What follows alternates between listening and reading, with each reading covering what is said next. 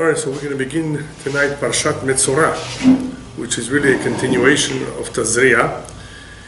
In Tazria, the Torah discusses the various types of discolorations of the skin, which, as we explained, is a form of illness that is not physical in nature, but it is indicative that something in the person himself, mentally, emotionally, something is wrong.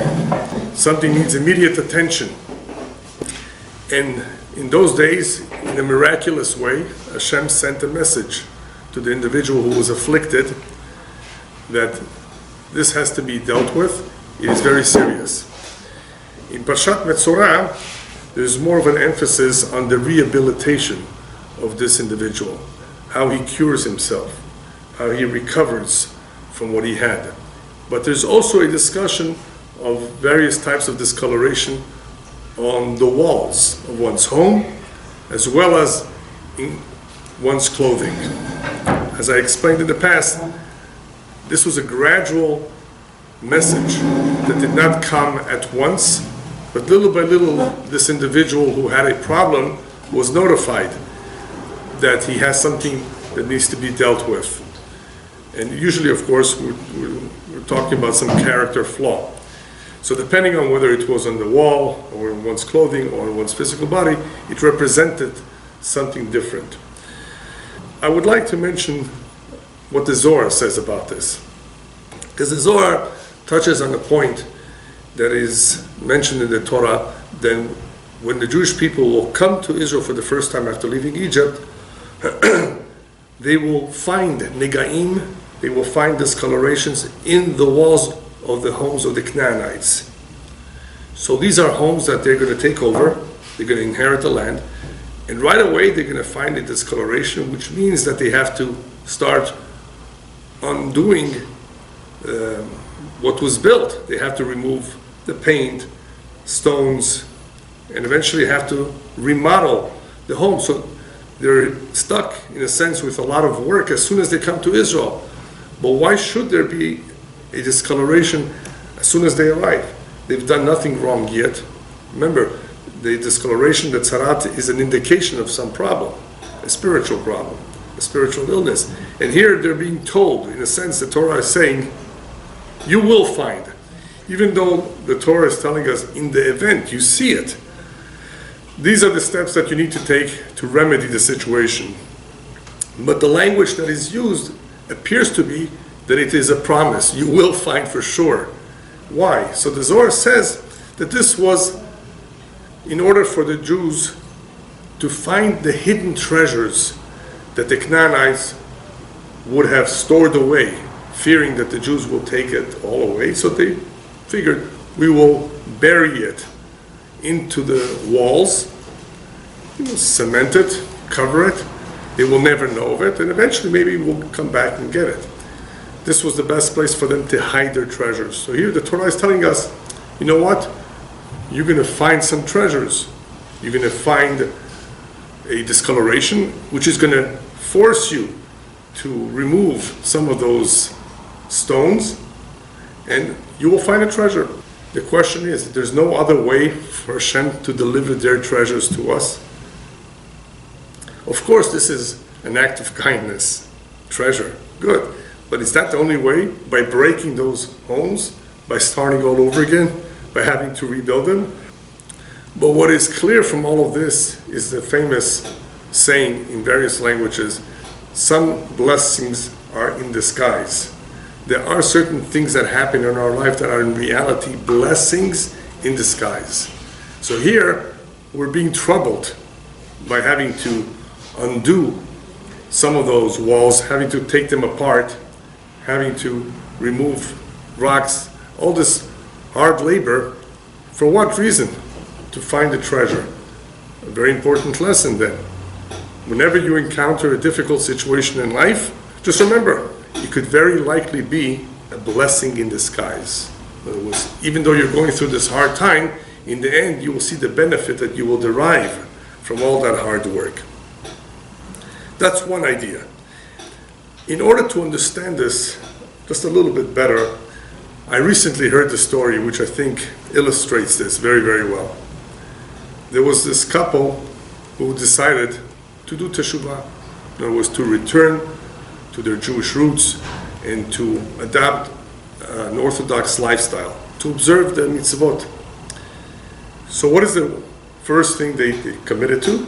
To light candles for Shabbat. On Friday, a Jewish woman, mother, lights the candles. Beautiful mitzvah. And it's actually easy to do. So she did so. But unfortunately, as a result of the candles, the house almost burned down. The kitchen was completely destroyed.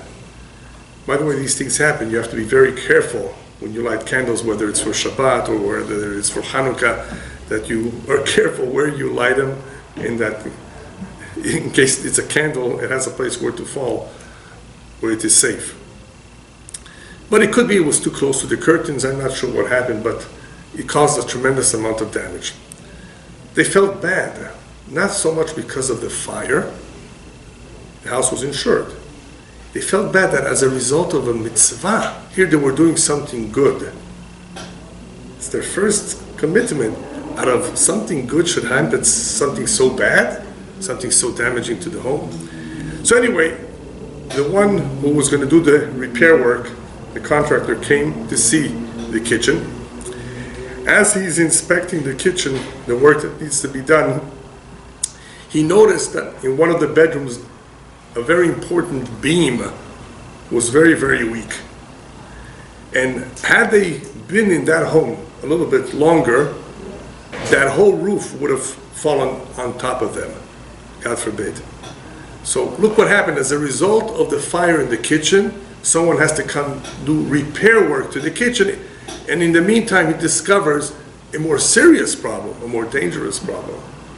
So was this a blessing or not? So here, it's a fire. It's painful, right? It's going to take a lot of work and money. It's frustrating, but it's a blessing in disguise. Another explanation that the Zohar gives for the discoloration of the homes, of the walls of the home, is that those houses were built with tum'ah, with impurity.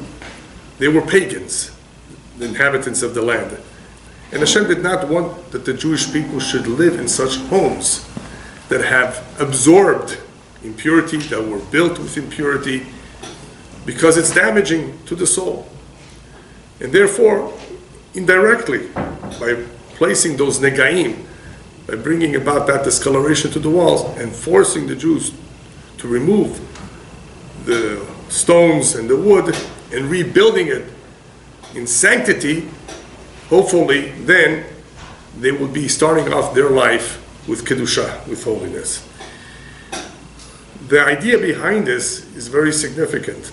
What we're being told here is that the walls apparently absorb from the surroundings. Not only does it make a difference how the house was built, with what kavanah, with what intention, but even after it's built, the walls somehow absorb. If there were insults in the house, foul language, or all kinds of immoral behavior, all of that in a sense is absorbed into the wall. Think of mold. And you don't want to live where there is mold. It's not healthy. Well, mold affects us in a physical way. Here, the Zohar is saying it would affect you in a spiritual way, the fact that you are living in a house that has absorbed all that impurity, or that was built in an impure way. And this, of course, is important when you buy a house. So you buy any used furniture, according to the Kabbalah, you want to know who used it before. What kind of a person lived there? It could make a difference. How? Who knows? But it's not so good to be using something from someone that was not a very good person. Let's just say it doesn't bring good luck. But it could be worse than that. So a house, to live there, to sleep there, it makes a difference. It definitely does. The Torah is telling us you want to start your life on the right foot. You want to live in a holy place. And you, of course, want to make sure that what you give to your children are good values. You don't want, therefore, to be surrounded with those toxic elements that exist in the outside of the home. and definitely not to bring it into the home. So therefore Hashem did us a favor by bringing this tzarat, this discoloration of the walls, to force us to remove it, to remodel those homes, and this time to do it with the proper intent. In dealing with tzarat, in dealing with this discoloration, this illness, wouldn't it have been a good idea if somehow the Torah would provide for us a medication that would immunize us from tzarat? Instead of dealing with the problem and then trying to find a cure, think of the flu shot, which many of you have heard about or have gotten one. A flu shot, they're trying to immunize us, right, from a potential flu. Well, that's very nice. Whether it works or not is a different story. But at least we know that they're trying.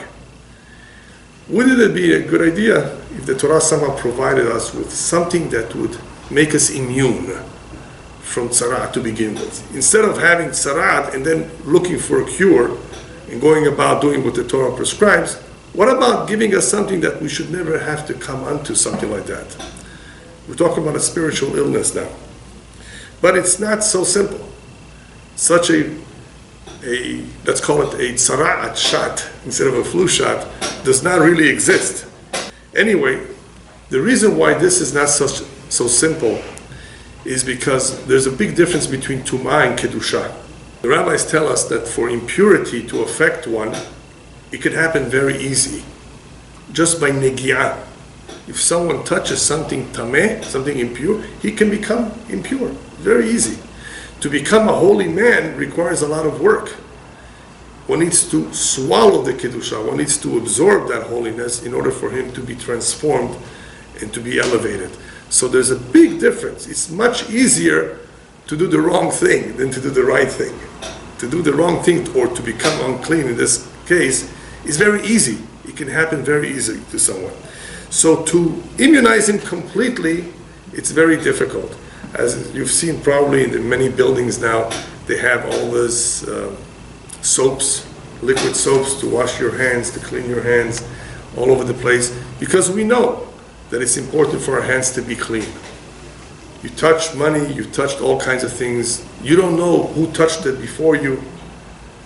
People have all kinds of illnesses you don't want to be affected by, but why should you? Because you touched it. That contact is enough sometimes to bring about a physical illness. Similarly, that contact can easily bring upon one a tum'ah, an impurity that exists out there, all kinds of impurities. So therefore, it's not something so simple, especially when we're dealing with a very serious form of tum'ah, various grades, various levels of impurity. There's one that, for example, it's enough for one to go to the mikveh, to the ritual bath, and by the time the day is over, he's okay, he's clean. Great. There are tum'ah that you have to wait for 7 days. You can go to the mikveh 10 times, it won't help you. A woman, for example, during her impure state, once a month or so, whenever that happens, there's a certain amount of time that she needs to wait. You can't rush it. It's just a certain amount of time that the tum'ah remains there, and it requires time plus ritual bath. The combination of two, but you cannot do the ritual bath until that time is over. So doesn't that remind you of antibiotics, where the doctor tells you, for 10 days, you got to take this antibiotics and finish it. Depending on, of course, what it is, you may have to finish what he prescribed, and you can't skip a day, you can't skip a pill. Why? Because that is what's necessary, according to medical research, to eliminate the problem, the illness, the bacteria. So we have no choice. It's going to take time, and it's going to take medicine until it's over, hopefully. So in the same way, when it comes to a spiritual illness, when it comes to tum'ah, especially the heavy-duty tum'ah, some of them can take a while and may require a certain amount of effort to eliminate it. So we began to say last week that the individual who was affected by it would need to be brought to the Kohen. Not everyone on their own would go. voluntarily to see that we're going to have a problem. And that is, of course, a weakness that many people have, is that they find it difficult to admit their faults, their mistakes. But it's important to add that not every individual in the world who had a particular weakness was affected or was sent a message, Mishamayim, sir, you have a problem, deal with it. As the verse says, only the ones Hashem loves does he reproach. Hashem sends reproach, reprimands, sends him a sign from Shamayim somehow that there's something that he needs to take care of. But not everyone. Why? Only those he loves, he cares about, he's concerned about. Well, doesn't he love everyone? Yes, but there are those that Hashem knows they have a better chance to listen, to do something about it. They're not so stubborn, they're going to get the hint, they're going to realize it's for their benefit. So Hashem loves those people who listen to him, or at least who have a chance of going and seeking for the help they need. So this is something that we always have to be aware of, that if something happens to our close relative or to our friends, it is our responsibility, because he or she on their own may not do it. They may need to be motivated, they may need to be reminded that this is something serious. And this, by the way, is true also with physical illness. A lot of people don't know the symptoms of a stroke or a heart attack. You know, there are ways to tell if somebody is about to go through a stroke, or he has already experienced a stroke, a mini stroke, big stroke. Is he having a heart attack? There are ways to see this. There are ways that one can detect these things. The bottom line is that when it comes to convincing someone, even though it's very helpful that it's a friend or a relative, because they have a better chance than somebody who's not a friend or a relative, when it's a spiritual illness, it will not happen so easily unless the individual has a little bit of Yirat Shamayim. He fears God. One who does not believe in God, who does not have any fear of God, you're going to try maybe 10 times to convince him, and it may not move him at all, because he doesn't believe in it, or he makes fun of it, or whatever. The attitude is negative. With people like that, it's not just that they're stubborn. They have a negative attitude, they have the wrong attitude. It's going to be much more difficult to convince. So there obviously has to be a little bit of Yirat Shamayim, or fear of heaven, in order to get the guy started.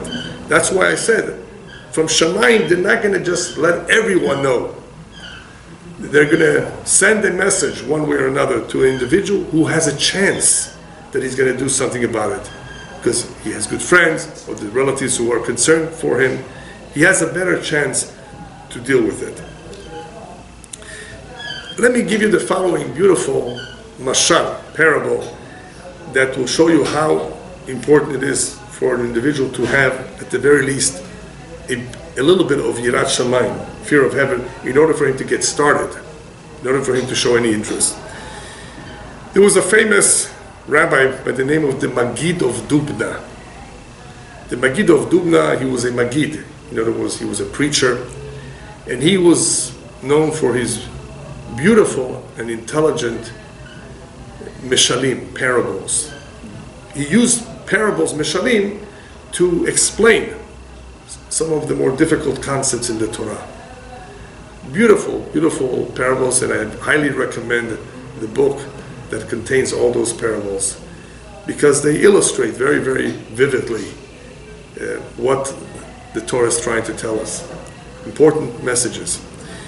So he met up with a group of, let's call them scoundrels. You know what the word in English, scoundrel, means?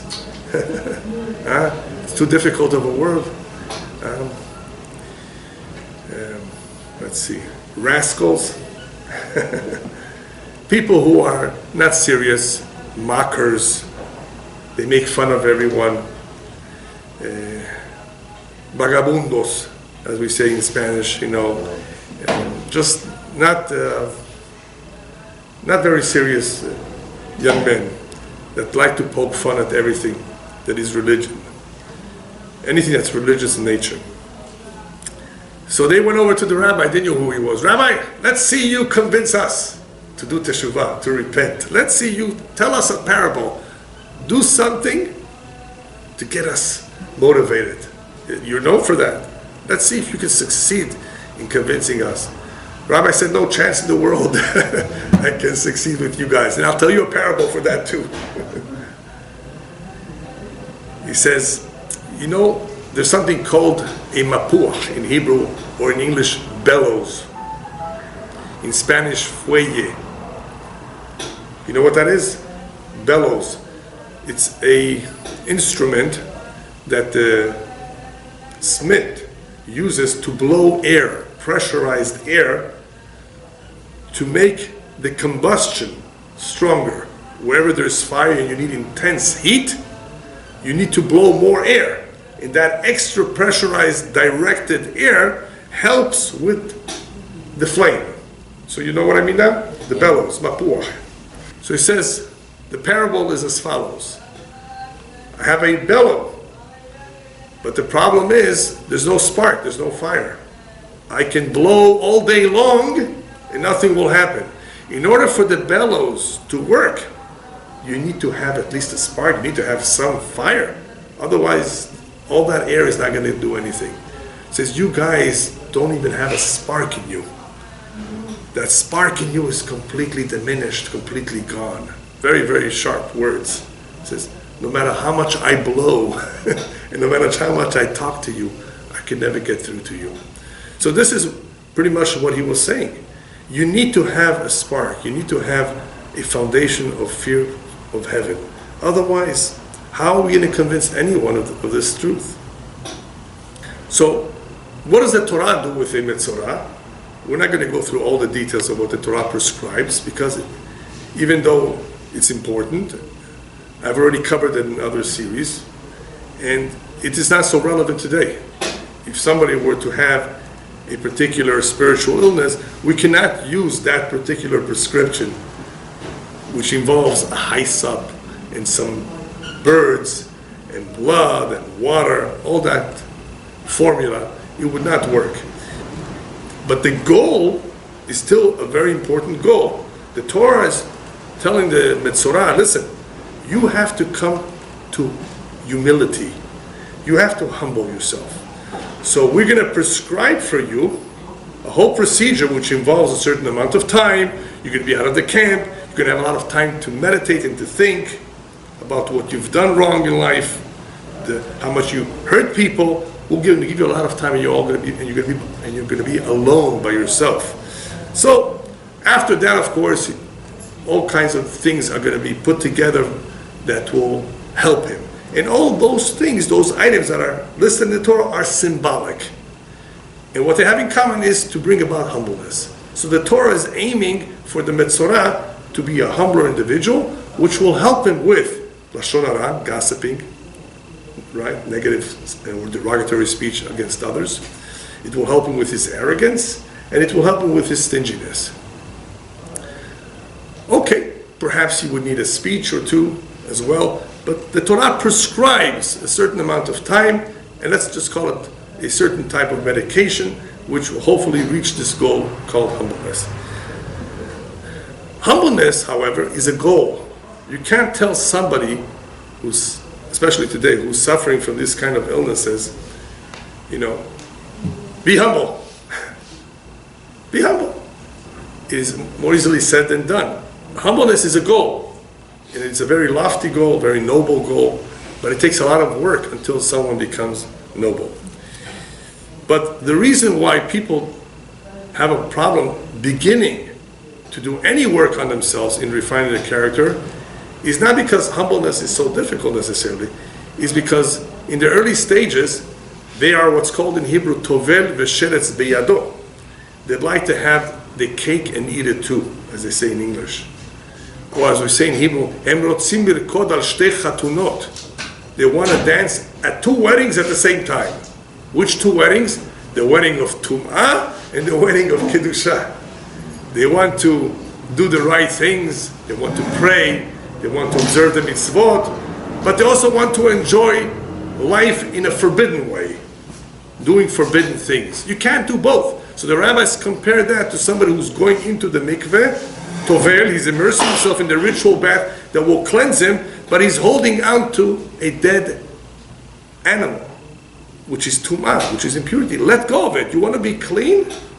You first have to let go of that dead animal that's impure, and then you can immerse in the ritual bath and cleanse yourself. You can't immerse and hold on to that dead animal.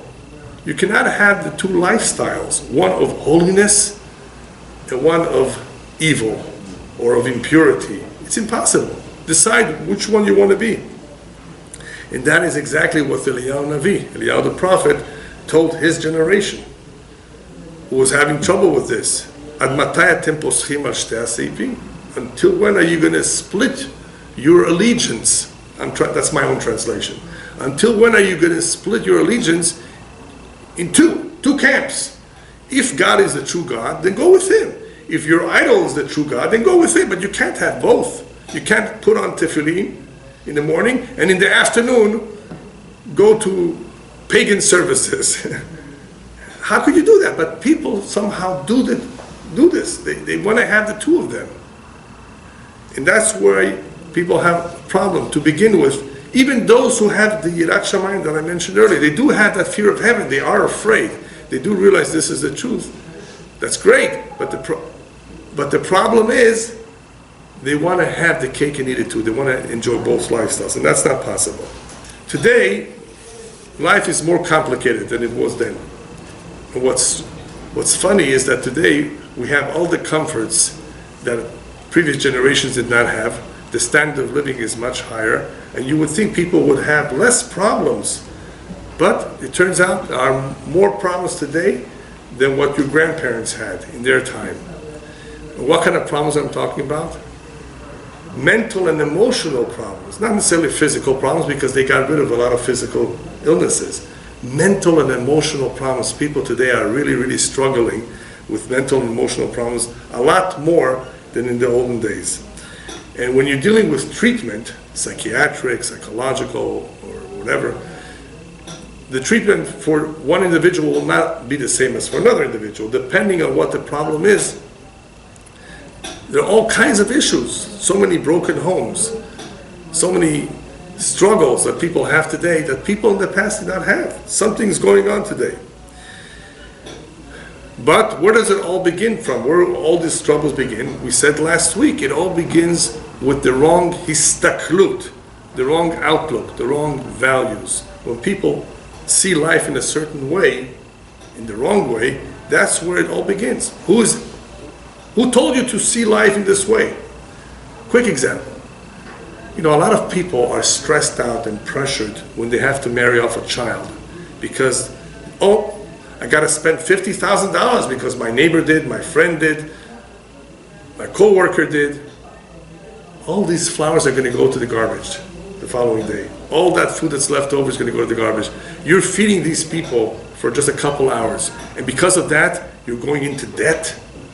And you can't even afford it. But there's this peer pressure of either outdoing someone else or at least the same.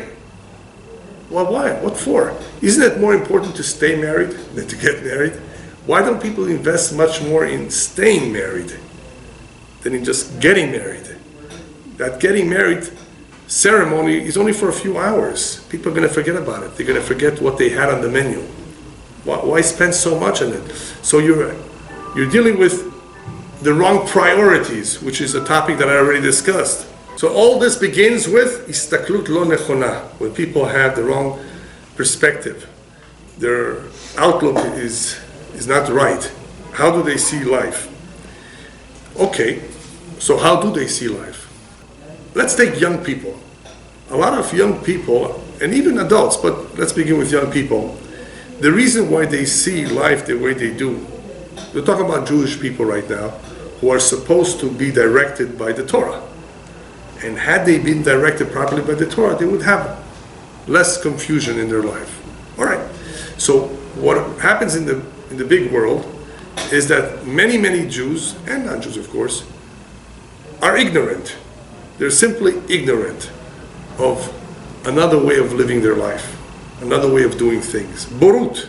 And that's the greatest enemy of the Jew, at least, is being ignorant of what life represents, what the purpose of all of this is for. So this ignorance of theirs is causing them to focus in the wrong way. Now, how do I know that they've been focusing the wrong way? Not so much because they haven't been observing mitzvot, but very simple. As soon as they went to Israel for the first time, either on a pilot trip, just to get to see the country, and especially so if it's a young man or young woman if they went to a yeshiva or to a Bet Yaakov, the vast majority of them, their lives changed, mikatze lekatze, from one end to another. Their lives changed completely. After spending there a few weeks, months, and especially a year, their lives changed. There have been young men who've been seen at the Kotel for the first time, all of a sudden, with tears in their eyes. Where did those tears come from? The guy never was in Israel, doesn't know anything about Jewish history. He's looking at a wall, the Western Wall. So what? Why is he crying? That soul within him is being awakened. Something is awakening him. He's in a holy place. It definitely does something to you. So going to Israel is something very special, unless you're just going to have fun. Then all that in Israel will not impress you. But if you go with an open mind, then you will allow yourself to absorb everything there is. It may take time, of course, to absorb. There's a lot. But open mind. And that's something that not everybody has. So we said before, you need Yirat Shamayim. You need a little bit of a spark of God-fearing, a fear of heaven. Here we're dealing with individuals who don't have that yet, but they have something similar. What is that something similar called? Ratzon. They have the willingness to see. They have an open mind. So even though they started off with nothing, blank, ignorant of everything, but they have a will. When there's a will, there's a way. So Hashem says, you open for me a small opening, and I will do the rest for you. But you got to show me that you're open-minded. And that open-mindedness has helped a lot of people, as opposed to those who are stubborn, arrogant, self-confident in their ways. How are you going to get them to change? Just like the ones we spoke about before with the Magid of Duma, the mockers, they ridicule, they make fun, they say this is all baba maises, as we say in Yiddish, all fairy tales. Well, it's a waste of your time to try. They've put up a wall that is very, very difficult to penetrate. People don't realize they sometimes put up a wall. Imagine a husband telling his wife, never over my dead body. Have you heard that English expression? He's limiting himself. Depending, of course, what he said and what he meant, but using those harsh words, you're erecting a wall. Unless you have the courage to go against your promises, then it's going to be difficult. So, honey, I made a mistake. I shouldn't have said what I said. That takes courage, But the average individual may not want to change his mind so easily, especially if he's gotten used to that lifestyle. So therefore, if we have a man or a woman who may have been ignorant to begin with, but they are open-minded and they have a will, a desire, a true interest to investigate, then they may be able to find out that the lifestyle that they've lived until now was not good, was not healthy. Well, now we're talking business. Now all those issues that have piled up, emotional, mental, they can be tackled on their own, without necessarily being motivated. They on their own could have seen an ad about a school in Israel, about a trip, and that's of course all chesed from Shamayim. It's all an act of kindness from Hashem, who knows that this young man or young woman, they're innocent. They don't know any better. It's not their fault. They were deprived of a Jewish education. They didn't grow up with it, but they're so sincere. They're so innocent. They're so good. Let me show them the way. They still have to make the decision. It's all about free will, but Hashem helps. All right, so now we're on our way to see how individuals nowadays who have some spiritual illness, let's call it, can hopefully get help. Open-minded, great. So let's say somebody's open-minded and he hasn't gone to Israel. He's staying put, he's staying here, he wants to continue to work here, he's married. Now what?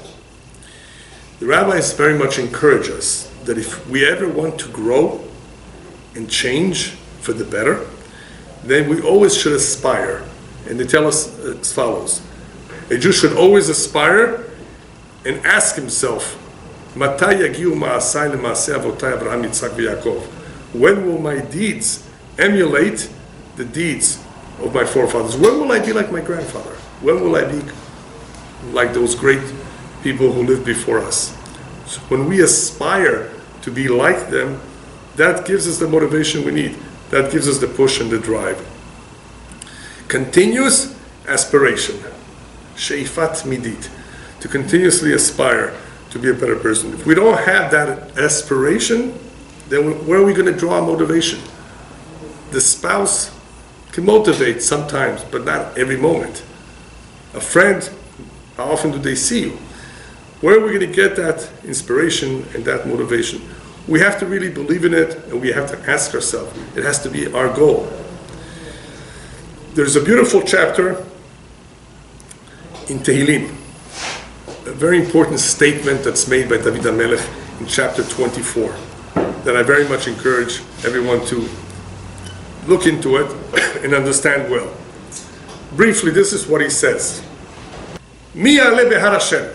Who will ascend the mountain of Hashem? That's what David HaMelech says. Mi ya'aleh behar Hashem? What he's trying to say is not everybody does. Who will ascend the mountain of Hashem? But he adds something that most people forget. Let's say you did ascend. You tried hard to get to the top, to the summit, to be a good person. You did teshuvah. Umi yakum bimkom kodsho. And who will remain on that holy place? A lot of people go up, and then they fall down.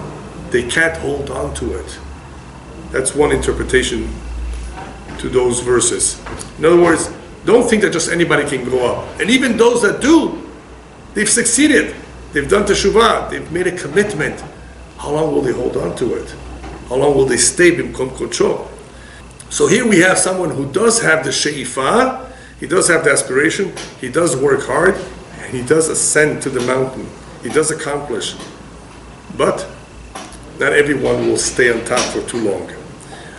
Who will? David HaMelech continues. Neki chapayim uvar levav asher lo nasa lashon nafshi velo nishba lemirma.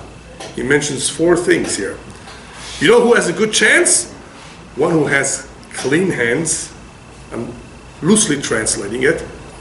Bar levav, a pure heart. Asher lo nasa lashon nafshi, who did not mention my name in vain or swear, using God's name in vain. And lo nishba lemirma, did not take an oath that was false to deceive someone. What kind of qualities are these? Well, the first two has to do with cleanliness. Cleanliness, neki chapayim, clean hands, yeah. Who doesn't steal from others, works hard for his own money. He's an honest individual. So we're talking about honesty. Bar levav, a pure heart, means that he's not afraid of human beings. He's more afraid of Hashem. He has a pure heart, he's sincere, he's not jealous of others. All of that is included in a pure, clean heart. The other qualities, he's careful with the name of Hashem. He doesn't just mention the name of Hashem in vain. And he doesn't do things that are false to deceive others. In other words, he stays away from sheker, from falsehood. So these are the qualities that will help the individual stay on top. Honesty, purity of the heart, has that fear of heaven, doesn't just swear the name of Hashem for anything, he's careful, doesn't cheat anyone. So what does all that tell us? These qualities are indicative of an individual who really wants to do the right, who really wants to be close to Hashem. He wants to stay on top. And he knows that Hashem will not tolerate somebody who's false, because the seal of Hashem is truth. And Hashem can read our minds and heart and know if we're sincere or not.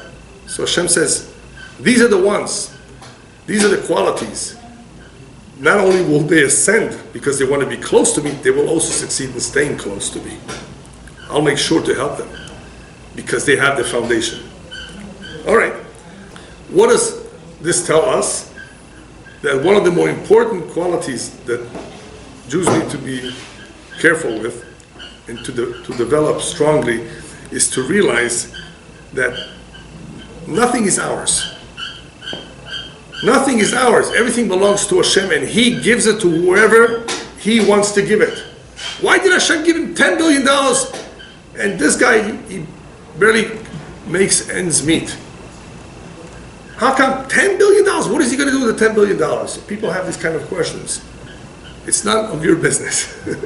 Hashem gives to whom He wants to give for some reason.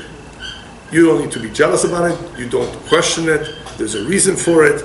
So this is an important idea that needs to be very, very well absorbed into our mind. Otherwise, we're going to suffer from all kinds of insecurities and problems that are going to plague our mind and cause us all kinds of distress. Nothing is ours. You want to be like the individual that David HaMelech says, clean hand, pure heart. This is where you need to begin with, in realizing that nothing is ours. Everything is from Hashem, and He gives it to whoever He wants to. How is this going to help us? In what way will thinking this way, remember we're talking about how people think and their outlook towards life. How will this help us? This will help us develop that immune drug that I was telling you before. Is there such a drug? Is there such a medication that can help immunize us from all the ills that we've talked about? Yes. And that is called bitachon b'Hashem. Trust in Hashem, not just faith, believe, trust in Him, bitachon b'Hashem. This cure, this quality will kill all the bacteria. Let's call all those illnesses that affect mankind bacteria. Bitachon b'Hashem, complete trust in Hashem. Otherwise, without bitachon, you know how many people, because they lack bitachon, will die from stress. Stress is the number one killer, they say.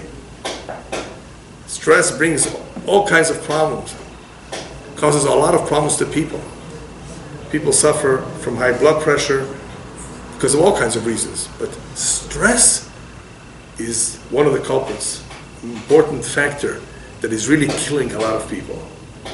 If they would have more bitachon, they wouldn't be so stressed out.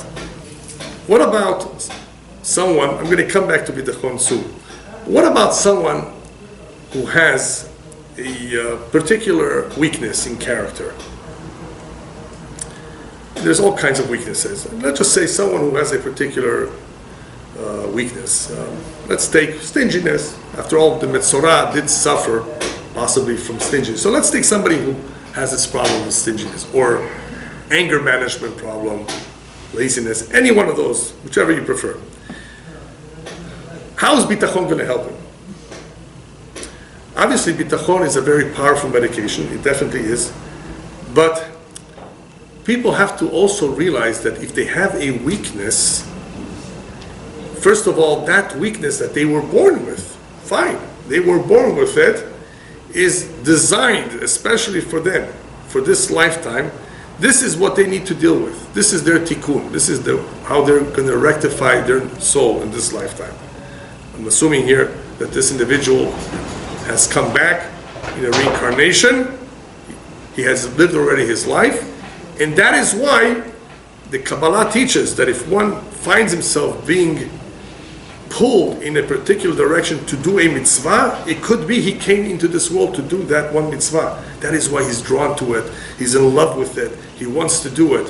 And if one finds himself struggling with a sin, with a certain weakness, struggling, is having a hard time, much more than the average person, you know, it could very possibly be that's your tikkun.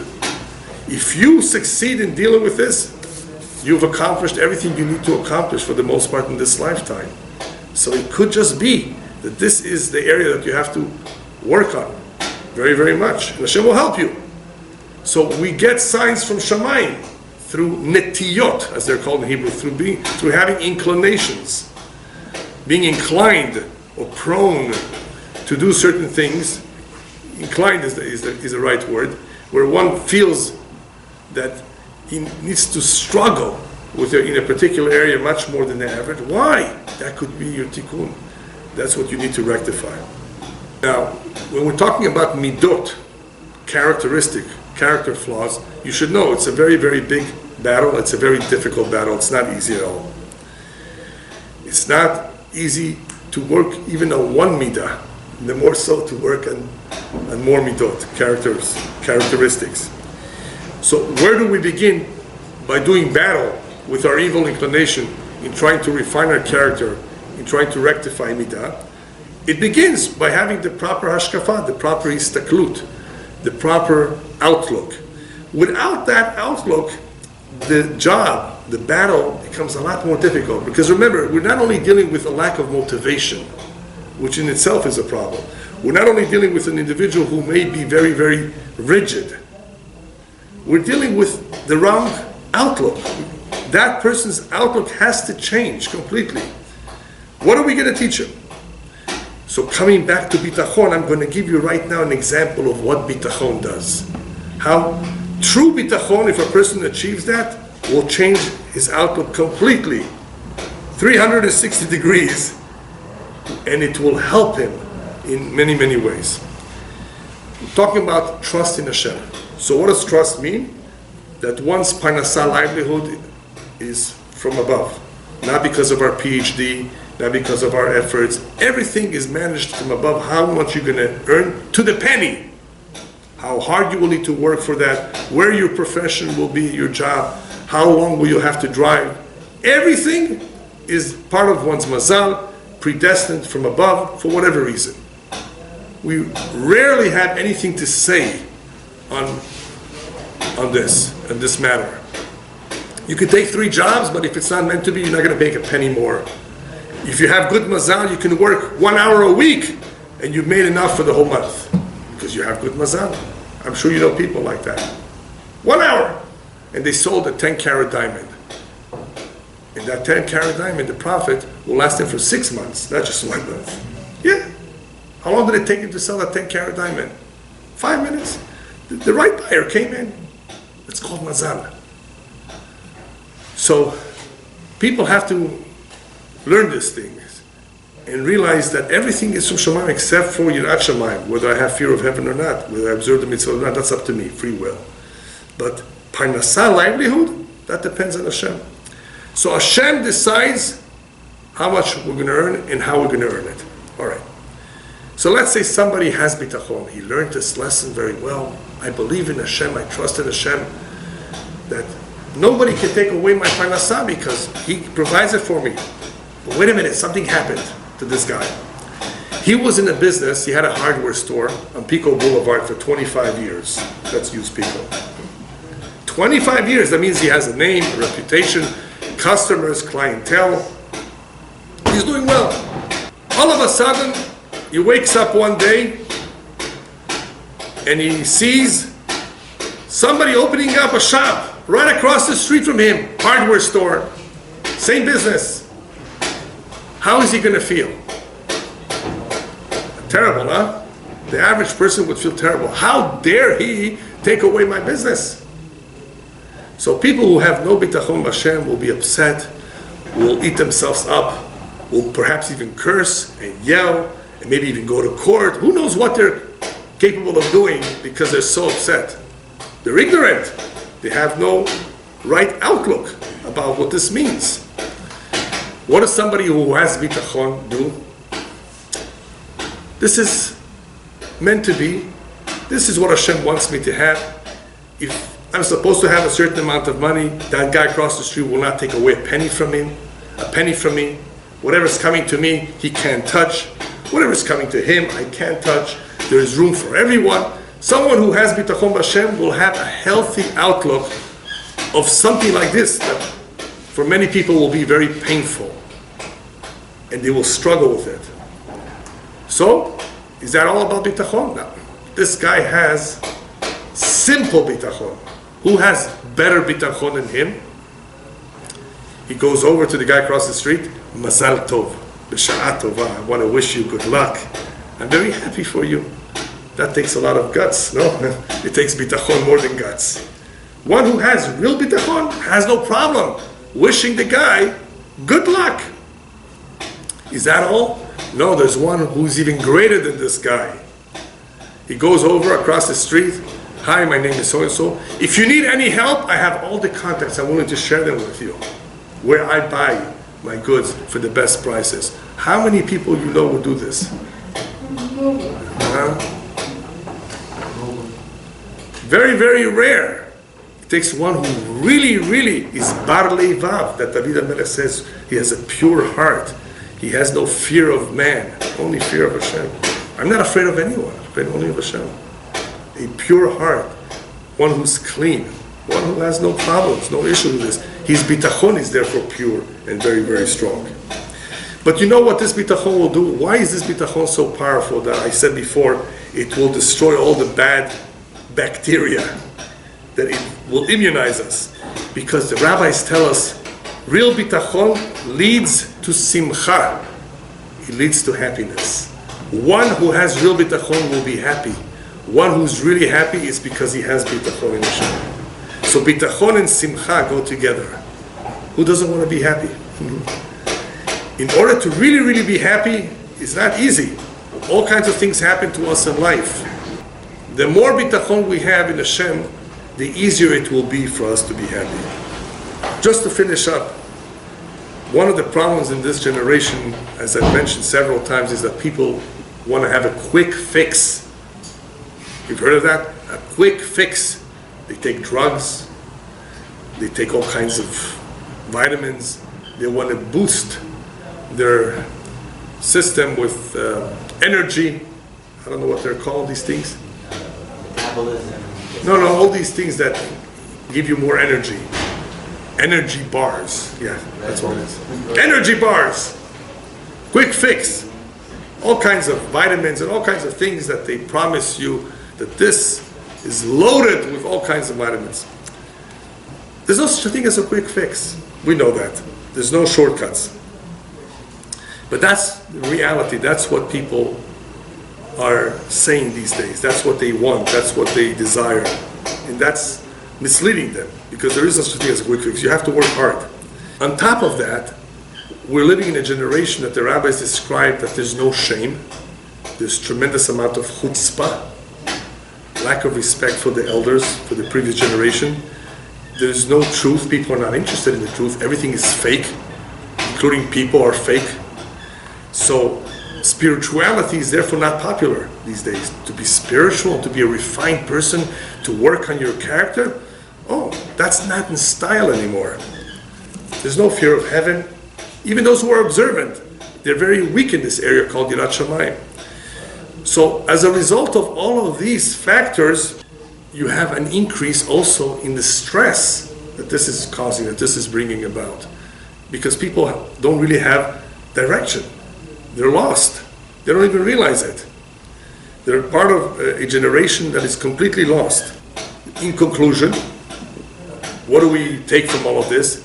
That the lifestyle today of many, many people is a very unhealthy lifestyle. Not only are they eating junk food and unhealthy foods, the lifestyle. People are becoming more obese because they're not as active or eating the wrong foods.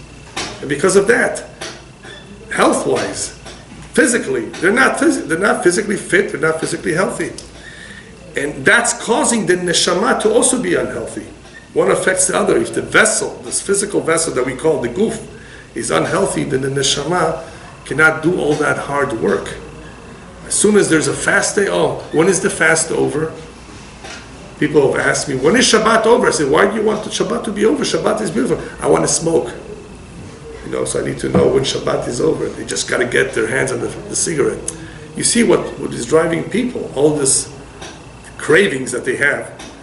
And it's because of their lifestyle. So the physical lifestyle is unhealthy, and this is causing the neshama. the soul, the spiritual aspect in us to be unhealthy as well. So, what are we going to do? We have to remind ourselves that in the same way that the physical health is in our hands, it is, to an extent. Besides genes, people have certain genes, but besides genes, for the most part, our physical health is in our hands. It is, to a certain extent. In the same way that physical health is in our hands, we have to remind ourselves we can make a difference in our spiritual health as well. It is up to us. And that is why the Torah makes a very powerful statement towards the end. Very powerful statement. Hashem tells us, remember, I've given you the opportunity to choose life or to choose death. To choose blessing or to choose the curse. I give you both lifestyles to choose from. But I recommend, uvacharta b'chaim, remember to choose life.